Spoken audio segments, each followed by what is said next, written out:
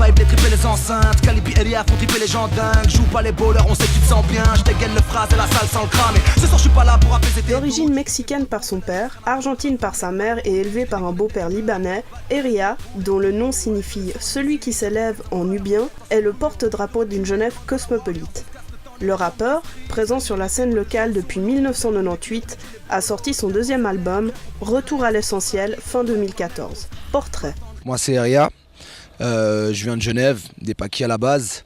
Ça fait une dizaine d'années que je rappe. J'ai fait 4 mixtapes, 2 albums, dont un qui vient de sortir juste là maintenant en décembre, avec lesquels on a remporté le prix de l'album de l'année au Represent Award.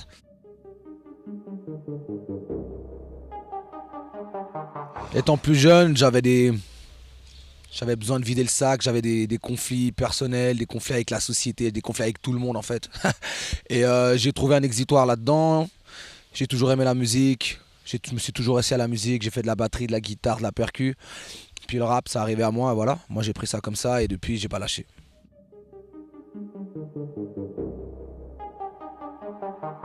J'avais troqué une version de l'album d'Ayam, Micro d'argent, et puis dans cette version-là, il y avait un CD en plus avec 4 instrumentales.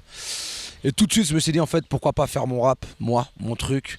J'avais plein de choses que j'avais besoin d'extérioriser. Et j'ai tout de suite pris cette structure. J'ai fait un morceau complet, en fait, sans même m'en rendre compte, avec 16 mesures, 8 mesures, couplets, machin. Je me rappelle, j'étais dans ma chambre, il y avait ma mère qui dormait à côté de moi. Moi, j'étais en train d'écrire comme ça. Et je suis arrivé tout content. À l'époque, on avait, je crois, un cassettophone. Puis je l'avais enregistré comme ça, avec mon pote, j'écoute ça. Puis c'est de là que c'est parti le délire. Puis après on a commencé, il y a Anwar, Rox Anwar, qui est quelqu'un de très important dans la ville, musicalement et humainement. Et c'est un gars qui m'a toujours tendu des micros, où que ce soit. Dès le début, dès qu'il a vu que je rappais, il m'a tendu des micros, viens rapper, dès qu'il y avait des maisons de quartier, des open mic, des fêtes de quartier. Et c'est comme ça que j'ai eu l'envie, que ça a pris le truc, que ça m'a donné envie de continuer. Puis 10 ans plus tard, j'ai envie de professionnaliser ça un peu plus. Alors j'en vis pas encore concrètement, mais j'arrive déjà quand même à payer certaines factures. Ça me permet de voyager, ça me permet d'élargir mon réseau, ça me permet de vivre plein de choses. Donc je me rappelle encore de cette fois-là où j'étais dans ma chambre en train d'écrire. Maintenant je suis là, voilà. C'est cool.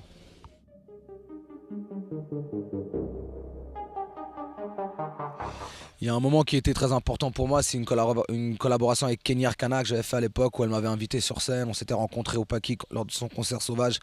C'est à partir de là où ça m'a lancé aussi, ça m'a donné envie de faire des trucs plus concrètement. Il y a eu le moment où j'ai rencontré mon label Madness, avec qui j'ai fait mon premier album, qui m'ont suivi, épaulé. Le moment où j'ai constitué toute mon équipe, avec mon manager et tout ça, c'était un moment très important. Il y a eu des moments... la sortie de mon premier album, tout ce qui était la promotion de mon premier album, de partir dans les villes, promouvoir ça, faire cette école un peu d'être sur le terrain et vendre ton produit. Puis il y a les voyages, tous les voyages que j'ai faits, tous les concerts que j'ai faits à l'étranger, que ce soit à New York, en Espagne, en Colombie, au Mexique, à Paris, où que ce soit que j'ai été, que j'ai rencontré des gens, c'est des moments forts parce que tu apprends à voir comment eux ils travaillent chez eux, tu reviens avec des expériences plus fortes. Donc ça c'était des moments clés. Et puis quoi, un dernier, je dirais... ma nouvelle signature dans un label parisien, voilà, chez Neochrome. Ça, c'est un moment qui je pense, c'est un moment important pour moi, pour la suite.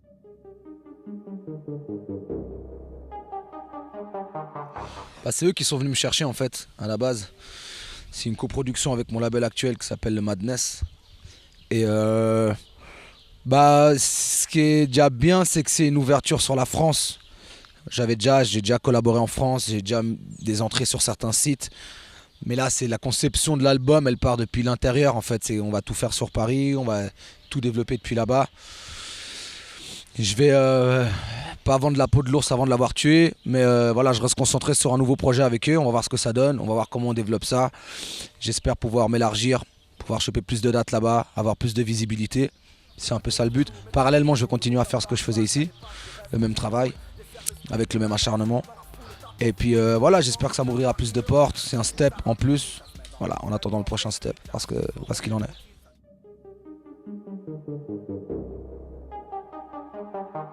Ouais, en fait, c'est qu'au bout d'un moment, tu sens que tu as fait le tour. Régionalement, tu vois.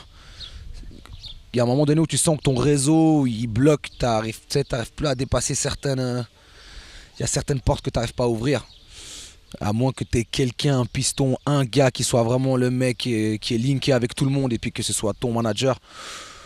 Moi j'ai un manager mais il fait ce qu'il a à faire, il fait du mieux qu'il peut, mais on a à un moment donné où on sent qu'on est bloqué. Donc ça c'est une étape en plus, c'est une autre porte qui s'ouvre dont on compte profiter à fond.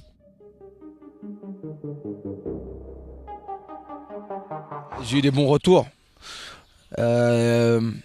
Je suis resté dans un délire, en fait je suis parti dans un délire un peu plus mélodieux par rapport au premier album. Je me suis plus pris la tête pour apporter de la touche musicale, il y a plus de chants, plus de guitare, plus de basse, plus d'instruments acoustiques. Ça reste très hip-hop, c'est assez éclectique quand même. J'ai eu des bons retours. Après en général les mauvais retours les gens ils se gardent bien de te le dire donc j'en sais rien. Mais en règle générale ça a assez parlé aux gens, j'en suis assez content. Et puis il vient de sortir donc ça fait à peine 6 mois tu vois, donc je suis encore en plein dedans, je suis en train de le défendre. Donc voilà, j'attends vos retours, j'attends le retour des gens. Retour à l'essentiel, il est là, disponible.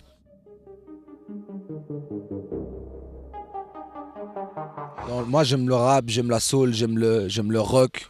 Hein. J'aime beaucoup Nirvana, j'aime beaucoup le reggae, j'aime beaucoup Desari, Capleton, Sizzla, le hip-hop, j'aime beaucoup Nipsey Hussle, Lloyd Banks, tout ce qui est plus old school aussi. Redman, Method Man, Wu-Tang, Public Enemy, il y en a plein. Je m'influence des styles musicaux différents aussi parce que j'aime bien les vibes, j'aime bien mélanger les délires. J'aime beaucoup la salsa aussi, tout ce qui est Hector Lavoe, Tio Feliciano, Celia Cruz, voilà, il y en a plein.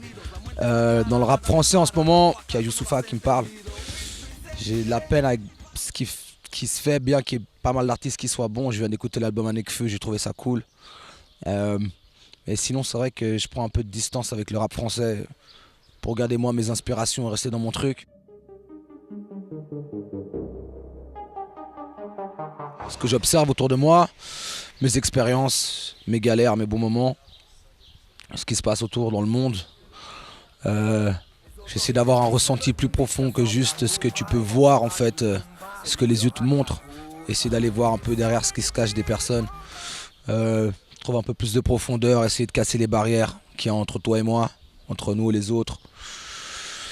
Essayer d'aller vers le progrès, trouver des solutions, pas rester en arrière.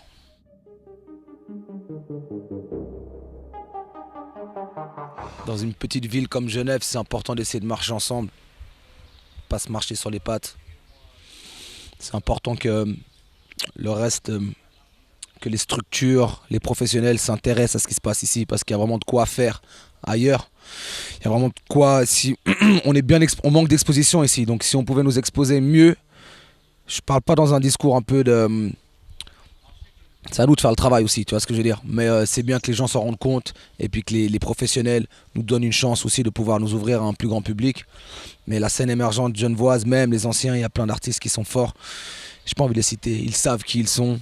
Mais voilà, donc je pense que c'est important qu'on marche dans le même sens et puis qu'on essaie de s'organiser pour que la musique genevoise soit un certifié, qualifié, tac, validé.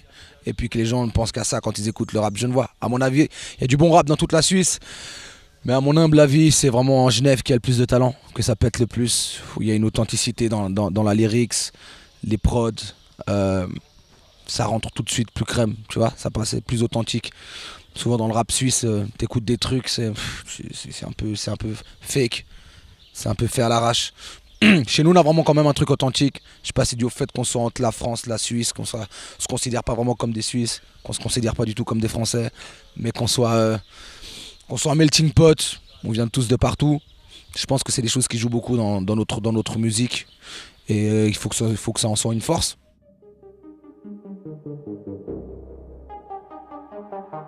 Un nouvel album, là je suis dessus, j'y travaille.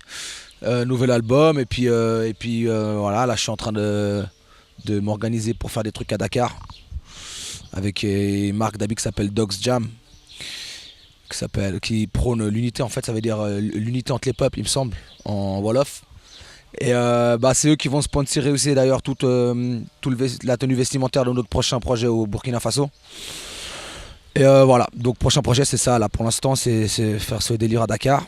et puis travailler le prochain album. Peut-être impliqué, pourquoi ce malin plaisir à jouir de ta condition, à rabaisser la mienne sous prétexte de me jeter en prison. On vit une époque dingue où les codes sociaux montent à la tête, où pour 2 copecs naissent un traître. Les lois de la sagesse effraient ont des allures de coupe-gorge. Je parle de cœur à cœur quand le tien préfère jouer les rude boys. Le dimanche 5 juillet, Eria assurera la première partie de Sniper dans le cadre du festival Open Air qui aura lieu à l'Esplanade Marignac au Grand Lancy. Mais à quel moment peux-tu te dire que je ne pourrais pas faire un freestyle devant qui que ce soit? Si tu veux, je kick même ce soir avec du love comme d'hab. Je regarderai pas la caméra, mais je passe un beau jour aux auditeurs. L'audimat ne comprendra peut-être pas ce qui se passe dans le crâne, mais c'est pas grave. Rappelle-toi qu'on est claque de passage. Alors je rappe et je kick depuis honnête, je rappe tranquillement, mais je rappe de façon honnête. Voilà, c'était Eria et on reste là, connecté. Tu voulais du freestyle, tu en as.